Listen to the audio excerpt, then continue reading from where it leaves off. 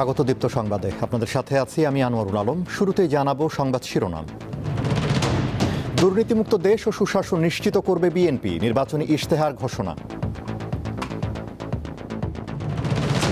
ক্ষমতায় গেলে জনগণকে ন্যায্য অধিকার বুঝিয়ে দেওয়া হবে, জামায়াতের আমির। নবম পে স্কেল বাস্তবায়নের দাবিতে রাজধানীতে বিক্ষোভ, ধাওয়া পাল্টা ধাওয়া।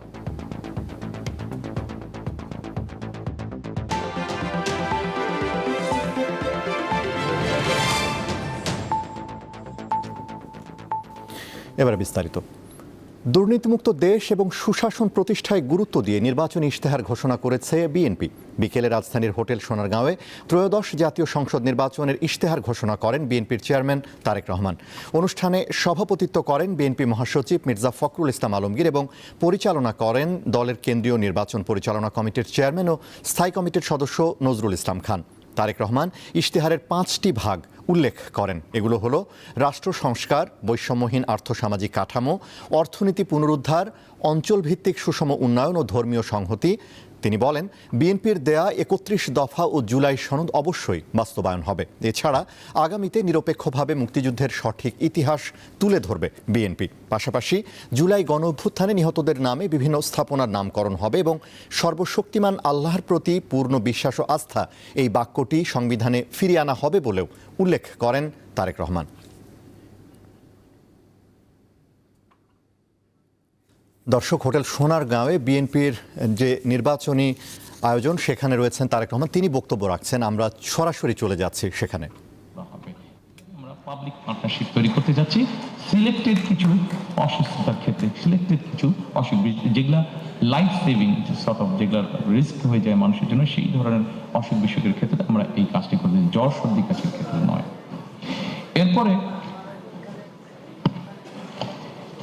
এরপরে আমি আপনাদেরকে অনুরোধ করব প্রতিরক্ষা পররাষ্ট্র নীতিতে। সম্মানিত উপস্থিতিবৃন্দ, অবশ্যই সশস্ত্র বাহিনীকে আমরা সকল বিতর্ক এবং রাজনীতিকরণের বাইরে রাখতে চাই। আমরা যদি সত্যিকারভাবে আমাদের একটি শক্তিশালী সশস্ত্র বাহিনী গড়ে তুলতে চাই, তাহলে অবশ্যই আমাদেরকে পেশাদারিত্ব বা প্রফেশনালিজমের উপরে জোর দিতে হবে এবং অবশ্যই তাদেরকে সকল রাজনীতিকরণের বাইরে আমাদেরকে রাখতে হবে।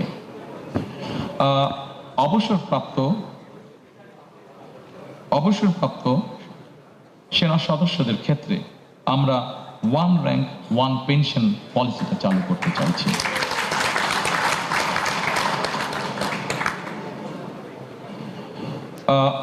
সম্মানিত উপস্থিতিবৃন্দ, ফরেন পলিসির ক্ষেত্রে কথা হচ্ছে যে ফরেন পলিসিটা কেমন হবে। আমি এক বাক্যে আপনাদেরকে বলছি, দেখুন, বাংলাদেশে 20 কোটি মানুষ, আমরা এর আগেই বলেছি, বহু 4 কোটি বেকার আছে, স্বাস্থ্যর বিষয় আছে, কর্মসংস্থানের বিষয় আছে। আমাদের ফরেন পলিসিটা খুব সংক্ষেপে যদি বলি, সেটাই হবে, অর্থাৎ আমার দেশের স্বার্থ, আমার দেশের মানুষের স্বার্থ রক্ষা করে যাদের বন্ধুত্ব সহযোগিতা পেলে আমরা আমাদের দেশে নতুন ব্যবসা বাণিজ্য প্রতিষ্ঠিত করতে পারবো, আমার দেশের মানুষের কর্মসংস্থানের ব্যবস্থা করতে পারবো, আমাদের দেশের অর্থনৈতিক অবস্থা শক্তিশালী হবে। অবশ্যই আমার দেশের স্বাধীনতা এবং সার্বভৌমত্ব অক্ষুণ্ণ রাখবে। এইটার ভিত্তিতেই আমরা আমাদের পররাষ্ট্র নীতি পরিচালিত করব, অর্থাৎ আমার দেশের মানুষের সমস্যার সমাধান করে আমার দেশের স্বাধীনতা এবং সার্বভৌমত্ব অক্ষুণ্ণ রেখেই আমাদের সাথে যাদের বন্ধুত্ব করা সম্ভব, অবশ্যই আমরা তাদের সাথে বন্ধুত্ব করব। আমাদের সামনে একটি বিরাট পররাষ্ট্রনীতিতে একটি বিরাট সমস্যা আছে, এটি মানবিক সমস্যা, সেটিকে আমরা সকলেই জানি, সেটি হচ্ছে রোহিঙ্গা সমস্যা যেটি আছে। আমাদের নিজেদের দেশের জনসংখ্যা প্রায় 20 কোটি। এই জনসংখ্যাকে আমাদের কর্মসংস্থানের ব্যবস্থা, খাদ্যের সংস্থা, চিকিৎসা ব্যবস্থা, সকল কিছু করতে হবে। আমাদের প্রায় 1.2 মিলিয়নের মতন আমাদের রোহিঙ্গা আছে।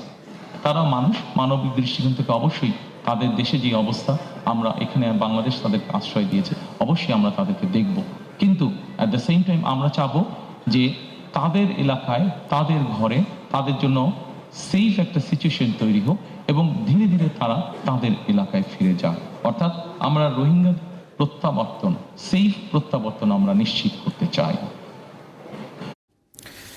দর্শক, বিএনপির সংসদ নির্বাচন ইশতেহার ঘোষণার অনুষ্ঠানে বক্তব্য রাখছিলেন বিএনপি চেয়ারম্যান তারেক রহমান।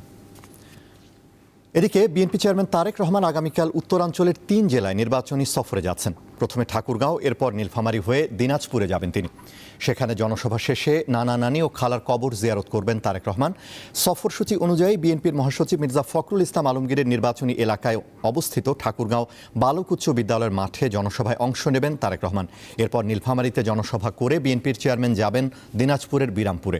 সেখানে জড়িয়ে আছে তার মায়ের স্মৃতি। প্রায় 20 বছর পর তারেক রহমানকে কাছে পাবেন বলে উচ্ছ্বসিত স্থানীয় জনসাধারণ ও নেতাকর্মীরা। দর্শক, এই বিষয়ে জানাতে দিনাজপুর থেকে যুক্ত আছেন সহকর্মী সুলতান মাহমুদ। কথা বলবো তার সঙ্গে। সুলতান, দিনাজপুরে তারেক রহমানের কি কর্মসূচি রয়েছে, জনসভার প্রস্তুতি কেমন দেখছেন আমাদের জানান।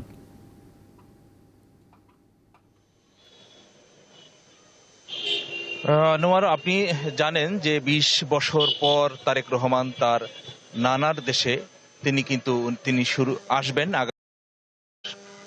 দুপুর 2:30 দিনাজপুরের বিরামপুর সরকারি কলেজ মাঠে তার নির্বাচনী জনসভা সেটি অনুষ্ঠিত হবে। সেই লক্ষ্যে মঞ্চ তৈরির কাজটি কিন্তু প্রায় শেষের দিকে চলে আসছে।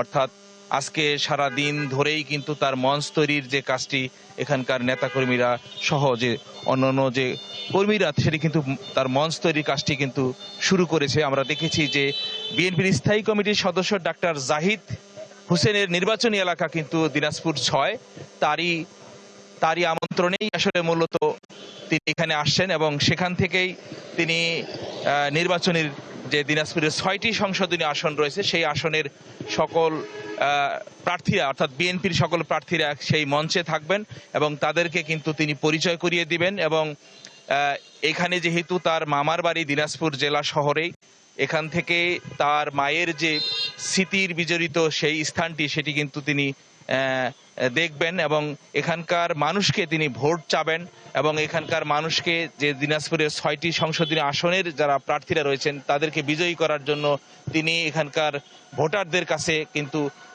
বিভিন্ন ধরনের প্রতিশ্রুতি দিবেন এবং সেই অনুযায়ী কিন্তু মাঠের অর্থাৎ দিনাজপুরের নেতাকর্মী সহ এখানকার মানুষেরা অনেকটাই উচ্ছ্বাসিত এবং তারা বলছেন যে দিনাজপুরের যে ভাগিনা হিসাবে খ্যাত তারেক রহমান 20 বছর পর আসার পরের যে তার যে ইচ্ছা, তার যে আগামী দিনে সরকার গঠন যদি করতে পারে তাহলে তার দিনাজপুরে সেই মায়ের জায়গায় আবার ফিরে আসবেন। এমনটাই কিন্তু এখানকার বিএনপি নেতাকর্মীরা দাবি করছেন যে তারেক রহমানের আশাটা অনেকটা এখানকার নেতাকর্মী এবং সাধারণ ভোটারদের মধ্যে অনেকটা আনন্দিত এবং উচ্ছ্বাসিত প্রকাশ করা হচ্ছে। আনোয়ার। সুলতান, আপনাকে ধন্যবাদ। দিনাজপুর থেকে যুক্ত ছিলেন সহকর্মী সুলতান মাহমুদ। দেশে বিগত 54 বছরের রাজনীতি জাতিকে শুধুই ফ্যাসিবাদ আর বৈষম্য উপহার দিয়েছে। ক্ষমতায় গেলে সকল ধরনের অপকর্ম থেকে জামায়াতে ইসলামীর হাত পরিষ্কার থাকবে। দুপুরে বরিশালের মেহেন্দিগঞ্জে নির্বাচনী জনসভায় এ মন্তব্য করেন বাংলাদেশ জামায়াতে ইসলামীর আমির শফিকুর রহমান।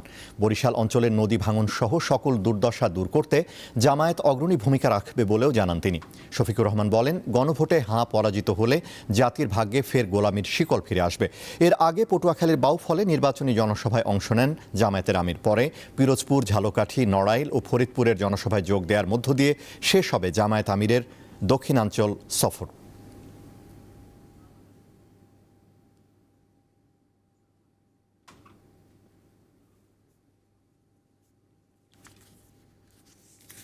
চুয়ান্ন বছরে যেই রাজনৈতিক ব্যবস্থা, দল এবং আদর্শ আমাদেরকে দফায় দফায় দুর্নীতি, চাঁদাবাজি, মামলাবাজি, দখল বাণিজ্য, ফ্যাসিবাদ এবং বিচারহীনতা উপহার দিয়েছে, এই বাংলাদেশকে পাল্টে দিয়ে ইনশাআল্লাহ আমরা নতুন বাংলাদেশ গড়তে চাই।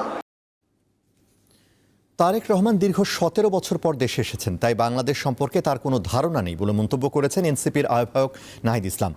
সকালে সাভার পৌরসভায় 11 দলীয় জোটে নির্বাচনী সমাবেশে তিনি মন্তব্য করেন।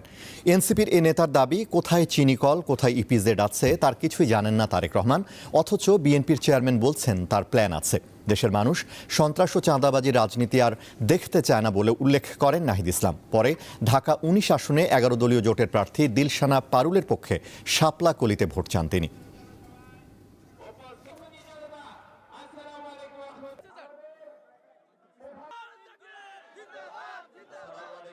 যার দেশ সম্পর্কে কোনো ধারণা নাই, যিনি 16-17 বছর বিদেশে ছিলেন, যিনি জনগণ থেকে বিচ্ছিন্ন, তার দেশ নিয়ে কি প্ল্যান আছে তার দেশের জনগণ অলরেডি বুঝে গিয়েছে।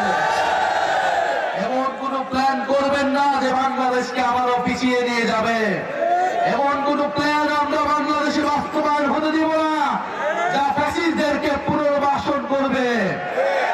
এমন কোন প্ল্যান আমরা বাংলাদেশে বাস্তবায়ন হতে দিব না যা বাংলাদেশে আবার আধিপত্যবাদী রাজনীতি তৈরি করবে।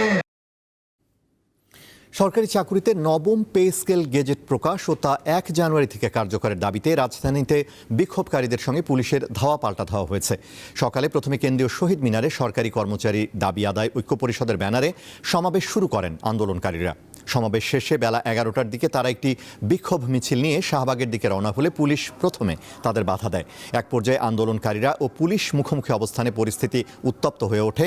আন্দোলনকারীদের ছত্রভঙ্গ করতে পুলিশ জল কামান ব্যবহার করে। এতে তারা সাময়িকভাবে ছত্রভঙ্গ হলেও অল্প সময়ের মধ্যে আবার সংগঠিত হয়ে প্রধান উপদেষ্টার বাসভবন যমুনার দিকে অগ্রসর হওয়ার চেষ্টা চালায়। পরে হোটেল ইন্টারকন্টিনেন্টাল মোড়ে আবারও পুলিশ তাদের গতিরোধ করে। এ সময় পুলিশ দফায় দফায় টিয়ার গ্যাস ও সাউন্ড গ্রেনেড নিক্ষেপ করে আন্দোলনকারীদের ছত্রভঙ্গ করার চেষ্টা চালায়। এ সময় পুলিশের সদস্য সহ বেশ কয়েকজন আহত হন। পরে আন্দোলনকারীরা কেন্দ্রীয় শহীদ মিনারে গিয়ে অবস্থান নেন। 8,250 টাকা আমরা বেতন পাই, তা 8,250 টাকা বাসা ভাড়া দিয়ে ঢাকা শহরে কি বাসা ভাড়া হয় আপনারা বলেন? আমাদের দাবি নবম পে স্কেল গেজেট প্রকাশ করা।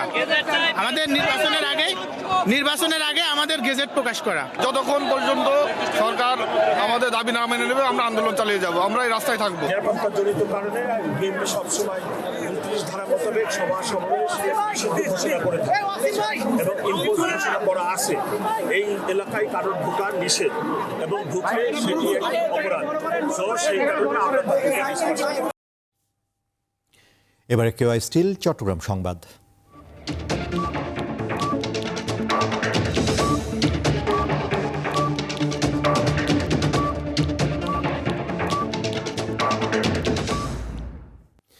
বন্দর রক্ষা সংগ্রাম পরিষদের পক্ষ থেকে 2 দিনের আলটিমেটাম দিয়ে কর্মবিরতি স্থগিত করার পর ফের সচল হতে শুরু করেছে চট্টগ্রাম বন্দর। সকাল থেকে কাজে যোগ দেন শ্রমিক কর্মচারীরা। ফলে জেটিও ইয়ার্ডগুলোতে ফিরে এসেছে কর্মচাঞ্চল্য। এর আগে টানা 6 দিন শ্রমিক কর্মচারীদের কর্মবিরতিতে অচলাবস্থা তৈরি হয় দেশের অন্যতম এ সমুদ্র বন্দরে। ফলে বন্দর ও আইসিডিগুলোতে জমেছে আমদানি রপ্তানি পণ্যবাহী কন্টেইনার। এদিকে পণ্যজট নিরসনে শুক্র ও শনিবারও 24 ঘন্টা কাস্টমস সেবা চালু রাখা ও ড্যামারেজ মৌকুফের দাবি জানিয়েছে বিজিএমইএ। বৃহস্পতিবার সন্ধ্যার পর আন্দোলনরত 15 জন কর্মচারীর স্থাবর ও অস্থাবর সম্পদ তদন্ত করে ব্যবস্থা নেওয়ার জন্য দুদকের কাছে আবেদন জানিয়েছে চট্টগ্রাম বন্দর কর্তৃপক্ষ। একই সঙ্গে তাদের দেশ ত্যাগে নিষেধাজ্ঞা জারির বিষয়ে অনুরোধ করা হয়েছে সংশ্লিষ্ট দপ্তরকে। এবারে ভোটের মাঠের আয়োজন, নির্বাচন পথে পথে।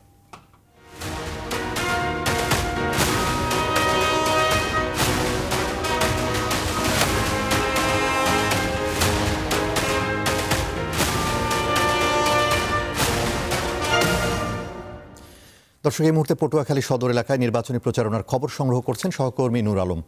নূর, ওই এলাকার প্রচারণা কেমন দেখছেন আর ভোটাররা কি প্রত্যাশা করছেন আমাদের জানান।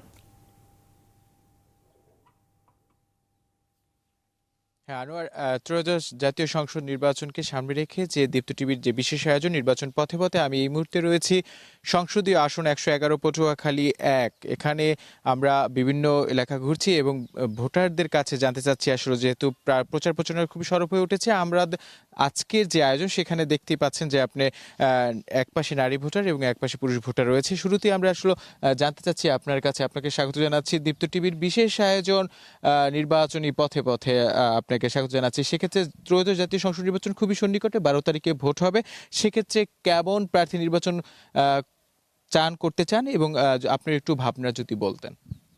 আমরা চাচ্ছি যে ন্যায় এবং দুর্নীতি মুক্ত এমন একটি সরকার গঠিত হোক যেখানে আমাদের নারীদের নিরাপত্তা আছে। দেখা যাচ্ছে আমরা টিভির চ্যানেল খোলার সাথে সাথে দেখা যাচ্ছে অমুক জায়গায় ছাত্রী ধর্ষিত হয়েছে, গৃহবধূ গৃহবধূ ধর্ষিত হয়েছে, এগুলোর জন্য আমরা না দেখি এমন সরকার আমরা চাচ্ছি যে এখানে কঠিনভাবে আইন ব্যবস্থা করা হোক, যেখানে অন্য কেউ এই কাজ করতে গেলে তাকে যেন 10 বার ভেবে নিতে হয় যে এই কাজের কঠিন শাস্তি রয়েছে। আমরা চাচ্ছি আমাদের ছেলে মেয়েদের জন্য সঠিকভাবে লেখাপড়ার উন্নতি হচ্ছে, আরও যেন এরকম উন্নতি হয়ে যাবে এবং চাচ্ছি। নূর, আপনাকে ধন্যবাদ। দর্শক, এই ছিল এখনকার মতো। আমাদের পরবর্তী দীপ্ত সংবাদ সন্ধ্যা 6:40 দেখার আমন্ত্রণ। এছাড়া আরও তথ্য বিনোদনের খবর পেতে এখন দীপ্তর ডিজিটাল প্ল্যাটফর্মগুলোতে। ধন্যবাদ।